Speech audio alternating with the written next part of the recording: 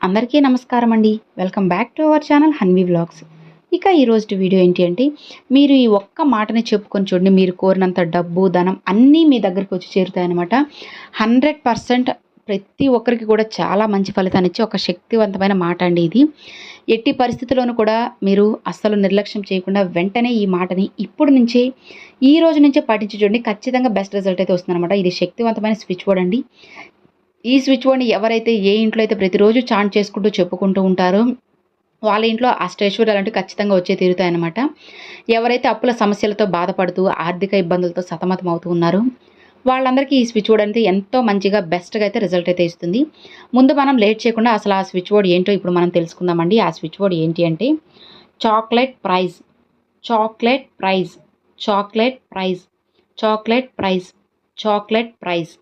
చూసారు కదండీ! ఇది స్విచ్ బోర్డ్. ఈ స్విచ్ బోర్డ్‌ని మీరు కనీసం ఒక 2 నిమిషాలైనా సరే టైమర్ అనేది ఆన్ చేసుకొని చాంట్ చేసుకోవడం కానీ, లేదా 2 నిమిషాలు టైమర్ ఆన్ చేసుకొని రాసుకోవడం కానీ, ఇలా ఏదైనా సరే చేసి చూడండి. ఖచ్చితంగా బెస్ట్ రిజల్ట్ అయితే వస్తుంది.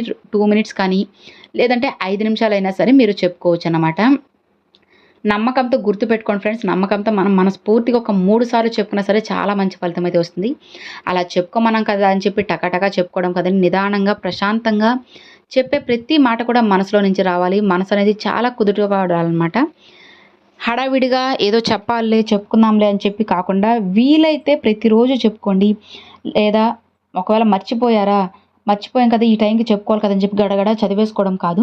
చెప్పుకొని ఒక నిమిషమైనా సరే మనశ్శాంతిగా చెప్పుకోవాలి. ఫస్ట్ మనసుని మీరు కట్టుబాటు చేసుకోవాలన్నమాట. మీ కోరికలసైనా సరే మనసుని వేరే ఆలోచనలు ఏవి మనసులోకి రానివ్వకుండా అమ్మవారిని కానీ, లేదంటే మీ ఇష్టదైవాన్ని కానీ, మీ కులదైవాన్ని కానీ మనస్ఫూర్తిగా మనసులో తలుచుకొని, అసలు చెప్పాలి అంటే మనసులో ఆ ఫోటో మీకు వచ్చేలాగా చూసుకోవాలన్నమాట. కళ్ళు మూస్తే ఆ దేవత కానీ, దేవుడి ఫోటో కానీ మీకు కళ్ళ ముందు కనిపించాలి.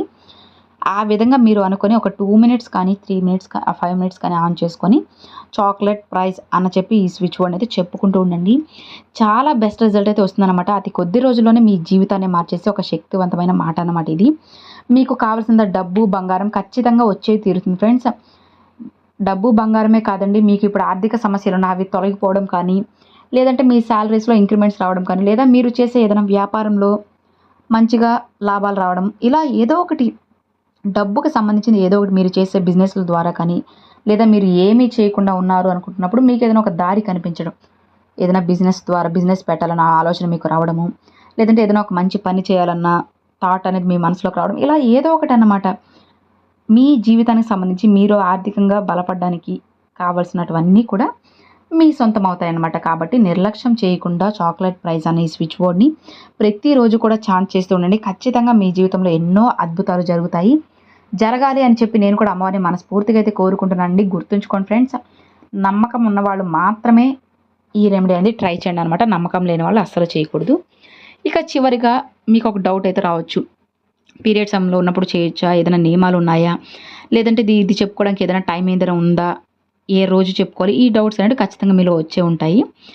అవి ఏంటి అంటే పీరియడ్ సమయంలో ఉన్నప్పుడు కానీ ఉన్నప్పుడైనా సరే మనం చెప్పుకోవచ్చు. నాన్ వెజ్ తిన్నా కూడా చెప్పుకోవచ్చు. ఎలాంటి నియమాలు, ఎలాంటి పూజలు, పూజ చేయకపోయినా సరే ఈ స్విచ్ బోర్డ్‌ని చెప్పుకోవచ్చు. లేదా పూజ చేసుకొనైనా సరే మీరు ఈ స్విచ్ బోర్డ్‌ని చెప్పుకోవచ్చు అన్నమాట.